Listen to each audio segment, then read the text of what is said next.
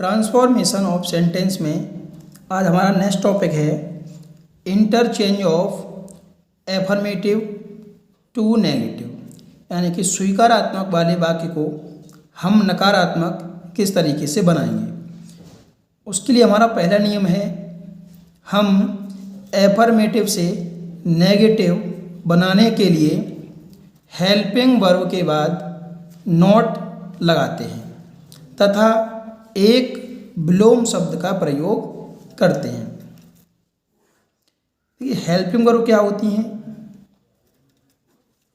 Helping verb को हिंदी में कहते हैं सहायक क्रिया, जो वाक्य बनाने में प्रयोग की जाती है, जैसे इज, एम, आर, बाज, बर, do, dash, did, has, have आदि, ये सब हमारी होती हैं हेल्पिंग वर्ब। तो हम क्या करते हैं, हेल्पिंग वर्ब के बाद नॉट लगा देते हैं, इससे हमारा वाक्य नेगेटिव बन जाता है। लेकिन ट्रांसफॉर्मेशन ऑफ सेंटेंस में जब हम एफर्मेटिव से नेगेटिव बनाते हैं तो वाक्य नेगेटिव तो होना चाहिए, लेकिन उस वाले वाक्य का अर्थ नहीं बदलना चाहिए। इसलिए हम क्या करते हैं, हेल्पिंग वर्ब के बाद नॉट तो लगाते ही हैं और एक विलोम शब्द का भी प्रयोग करते हैं। आइए उदाहरण में देखेंगे। जैसे हमारा वाक्य लिखा हुआ है, Ram is a good boy. हम इसको बनाएंगे नेगेटिव, यानी वाक्य नेगेटिव भी बन जाए और वाक्य का अर्थ भी चेंज ना हो। देखिए, राम की राम,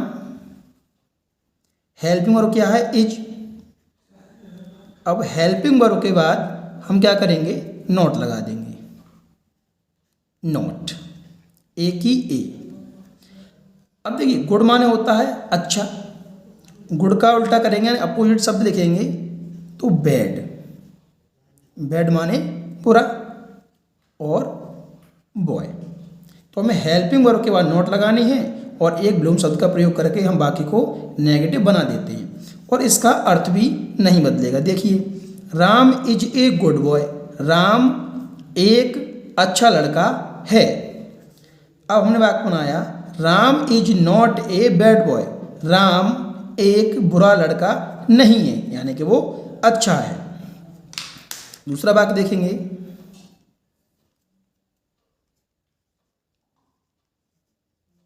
राधा इज ए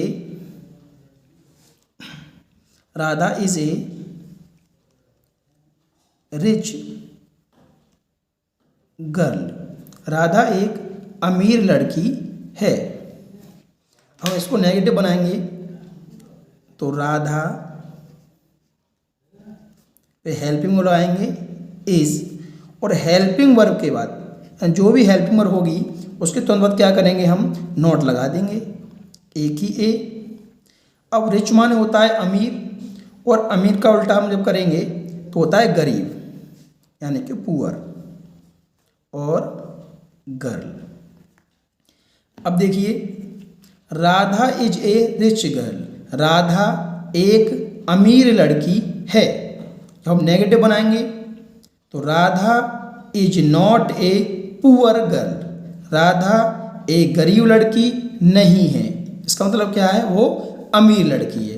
तो इस प्रकार पहले नियम में हम बनाते हैं कि हेल्पिंग वर्ब के बाद नॉट का प्रयोग करते हैं और एक विलोम शब्द भी लगाते हैं। आइए हम देखते हैं अपने दूसरे नियम में। अब हम एफर्मेटिव से नेगेटिव के दूसरे रूल में देखेंगे। यदि एफर्मेटिव सेंटेंस में ओनली या एलोन शब्द आए तो नेगेटिव सेंटेंस बनाते समय हम वाक्य की शुरुआत नन वर्ड से करेंगे तथा ओनली या एलोन शब्द को हटा देंगे। उदाहरण से माध्यम से देखेंगे। जैसे हमारा वाक्य लिखा हुआ है, only Ram can read this book. इस वाले वाक्य को हम बनाएंगे नेगेटिव। अब देखिए ओनली माना होता है केवल, Ram can read this book, केवल राम यह किताब पढ़ सकता है, केवल राम यह किताब पढ़ सकता है। अब इस वाले वाक्य को हम बनाएंगे नेगेटिव। सिंपल तरीका है, यदि आपको वाक्य में कहीं भी ओनली या एलोन शब्द दिखाई दे और वाक्य को नेगेटिव बनाना पड़े तो एलोन या ओनली शब्द को हटाकर हम सिर्फ वाक्य की शुरुआत नन वट से कर देंगे, नन वट। उसके बाद ओनली या एलोन शब्द जो आता है उसको हम हटा देते हैं, उसको नहीं लिखते हैं। राम की Ram can read this book. देखिए बाग नेगेटिव बन चुका है, लेकिन इसका अर्थ चेंज नहीं होगा। देखिए only Ram can read this book, केवल राम यह किताब पढ़ सकता है। ननवट का मतलब होता है कोई नहीं बल्कि, कोई नहीं बल्कि राम यह किताब पढ़ सकता है। दूसरा उदाहरण देखेंगे,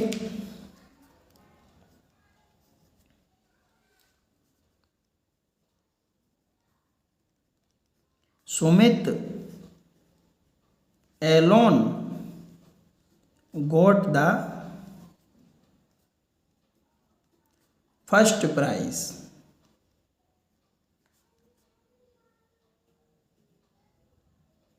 Sumit alone got the first prize. अब देखिए वाक्य में आया है एलोन, ओनली और एलोन का मतलब होता है केवल। ओनली आता है वो वाक्य की स्टार्टिंग में लगा होता है, एलोन यदि आएगा वो ज़्यादातर कर्ता के बाद में होता है। देखिए सुमित एलोन, सुमित केवल, गॉट मीन्स पा सका या मिला, द फर्स्ट प्राइज, सुमित को केवल पहला इनाम मिला। हम वाक्य को नेगेटिव बनाएंगे तो ओनली एलोन शब्द आता है तो हम इनको हटा करके बाकी शुरुआत करेंगे नन वट से। तो नन वट सुमित, एलोन शब्द को हटा देंगे, गॉट द फर्स्ट प्राइज, यानी कोई नहीं केवल सुमित को पहला इनाम मिला। आइए अब हम एफर्मेटिव से नेगेटिव बनाने के लिए तीसरा रूल देखेंगे।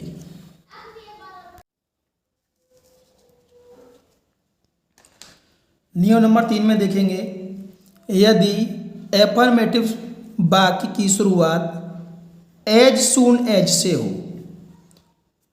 तो नेगेटिव वाक्य बनाते समय एज सून एज को हटाकर हम वाक्य की शुरुआत नो सूनर से करते हैं। यानी कि यदि वाक्य में एज सून एज लगा है तो उसको हटा करके हमें नो सूनर लगाना पड़ेगा। लेकिन नो सूनर लगाने के लिए कुछ नियम होता है, वो देखेंगे।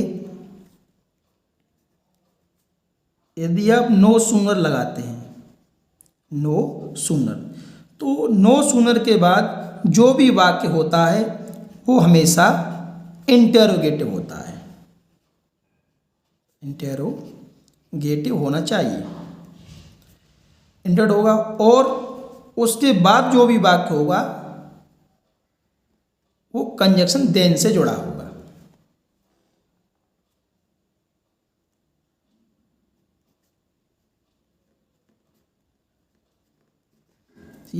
नो सून लगाएंगे तो जो भी वाक्य होगा वो हमें इंटेरोगेटिव बनाना पड़ेगा और दूसरे वाले वाक्य से पहले हमें देन का प्रयोग करना पड़ेगा नेगेटिव सेंटेंस बनाने के लिए।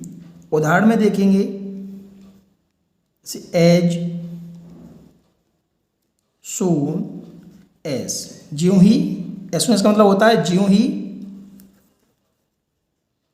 राम सॉ ए स्नेक,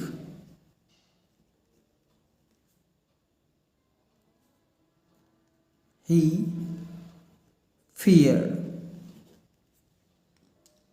हम इस वाले वाक्य को बनाएंगे नेगेटिव। देखिए एज सून एज माने ज्यों ही राम सॉ, राम ने देखा, ए स्नेक एक सांप को, ज्यों ही राम ने एक सांप को देखा, ही फियर्ड, वह डर गया।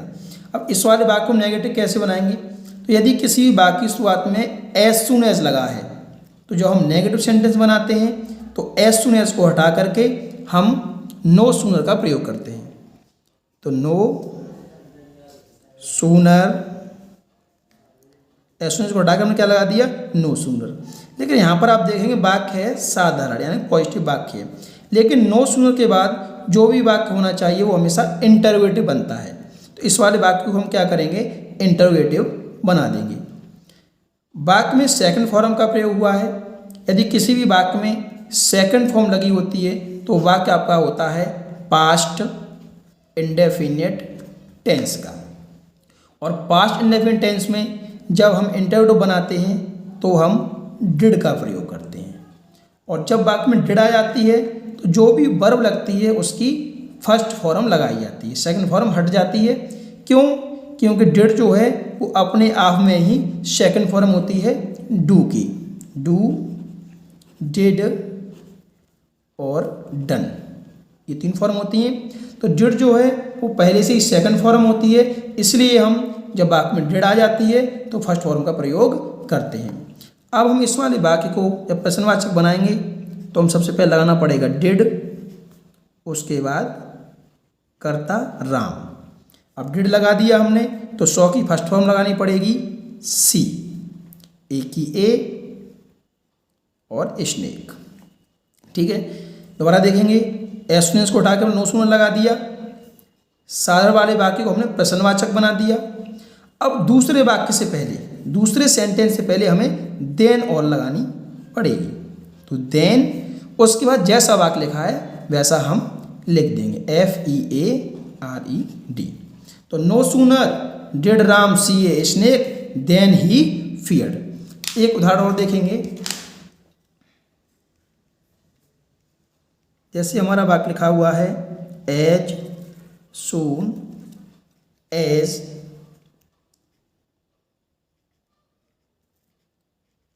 Radha saw a danger.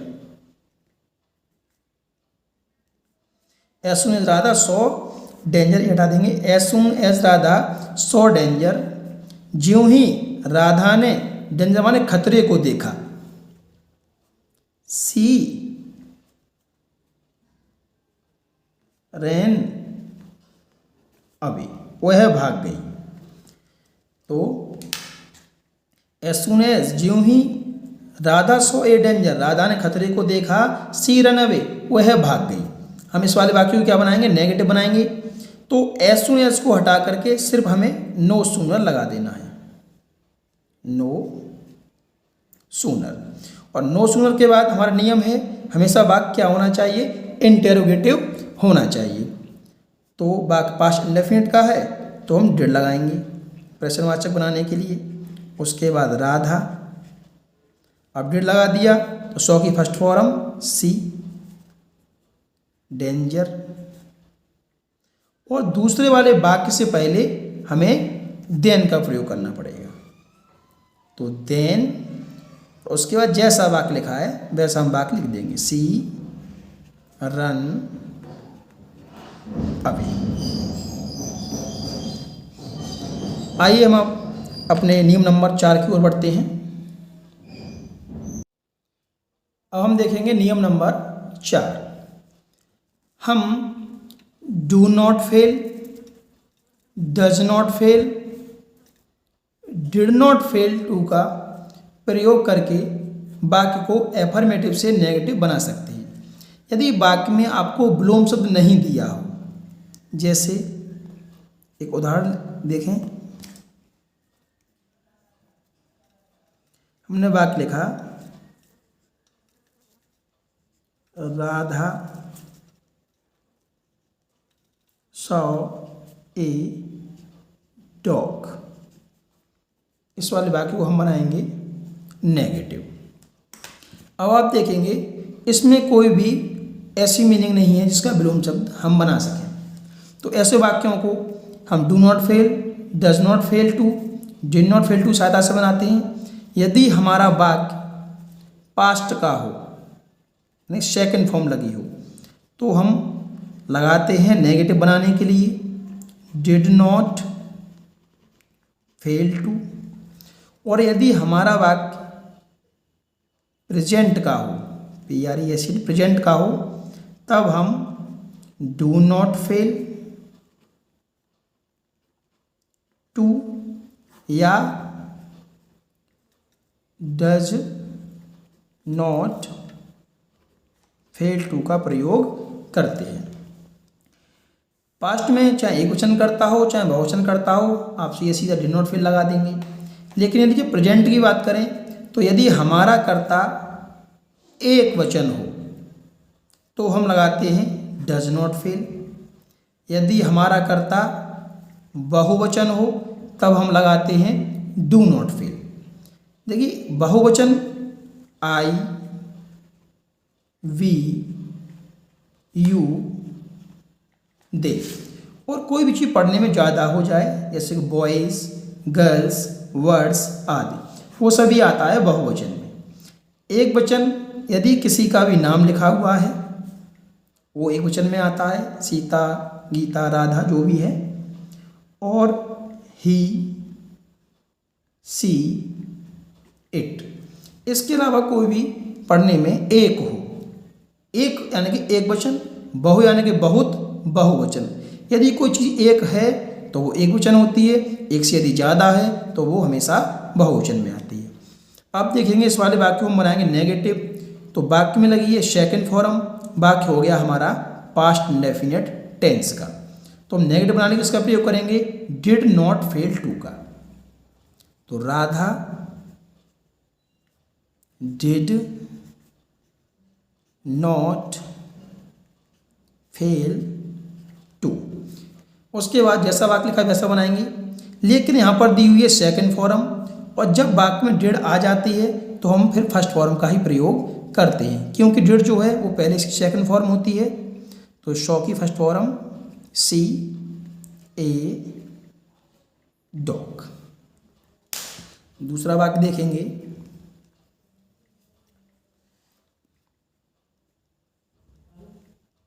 Ram goes to school, Ram school जाता है।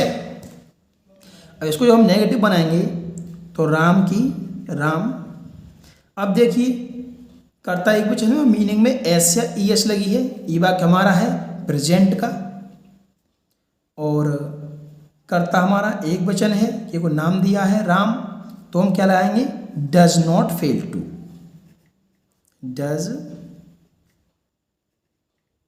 Not fail to. उसके बाद वाक्य लिखेंगे, जिस तरीके से यदि वाक्य में डिड आ जाता है फिर हम सेकंड फॉर्म नहीं लगा सकते, उसी तरीके से यदि वाक्य में डज आ जाए तो हम फिर मीनिंग में एस आई एस नहीं लगा सकते, क्योंकि ई एस डू में पहले से ही लग जाती है। इसलिए हम सिर्फ लिखेंगे गो टू स्कूल। यदि आपको प्रेजेंट या पास्ट जो भी है इस समय नहीं आया है तो हम आपके लिए टेंस की वीडियो बनाएंगे, आप उसको देखें। उसमें आपका ये प्रेजेंट के सेंटेंस को पहचानने का तरीका, इंग्लिश में कैसे पहचानना है, हिंदी में कैसे पहचान करते हैं, किस तरीके से बाकी को बनाए जाते हैं, हम आपको उसमें सिखाएंगे। आइए हम आपको एक एक्सरसाइज देते हैं जिसे आप कमेंट बॉक्स में शेयर करें। आइए देखते हैं एक्सरसाइज। पहला वाक्य है, दिस नाइफ इज शार्प। यह चाकू, शार्प मान होता है पैना है या धारदार है। तो इसको जब हम नेगेटिव बनाएंगे तो आपको ब्लूम शब्द की दिक्कत रहेगी। मैं ऊपर लिख देता हूँ, शार्प मान होता है पैना या धारदार, और BLUNT ब्लंट मान होता है मुथरा या खुरदरा। पहला वाक्य बनाएंगे। दूसरा है, only a poor man can understand this. केवल एक गरीब आदमी यह समझ सकता है। तीसरा वाक्य है हमारा, इसको भी नेगेटिव बनाना है, सभी वाक्यों को आपको नेगेटिव बनाना है। तीसरा वाक्य है, एज सुन एज, ज्यों ही, टीचर एंटर द क्लास, अध्यापक ने क्लास में प्रवेश किया, all the boys stood up, ज्यों ही अध्यापक ने क्लास में प्रवेश किया, ऑल द बॉयज, सभी लड़के स्टूड अप यानी कि खड़े हो गए। यहाँ पर एक मीनिंग दी हुई है एंटर्ड, और यहाँ पे जब हम हिंदी में बोलते हैं तो अर्थ निकल के आता है मैं। ज्यों ही अध्यापक ने कक्षा में प्रवेश किया, तो मैं शब्द की यहाँ पर स्पेलिंग नहीं लगाई जाती है, क्योंकि एंटर के बाद कोई भी प्रपोजिशन नहीं आता है, इसलिए मैं शब्द की स्पेलिंग नहीं लगा सकते। तो ज्यों ही अध्यापक ने क्लास में प्रवेश किया, सभी बच्चे खड़े हो गए। इस वाले वाक्य को भी आपको नेगेटिव बनाना है। चौथा वाक्य हमारा, आई केम टू होम, मैं घर आता हूँ, इसको भी आपको नेगेटिव बनाना है। लास्ट वाक्य है, only Radha has written a letter, केवल राधा पत्र लिख चुकी है, इसको भी आपको नेगेटिव वाक्य बनाना है।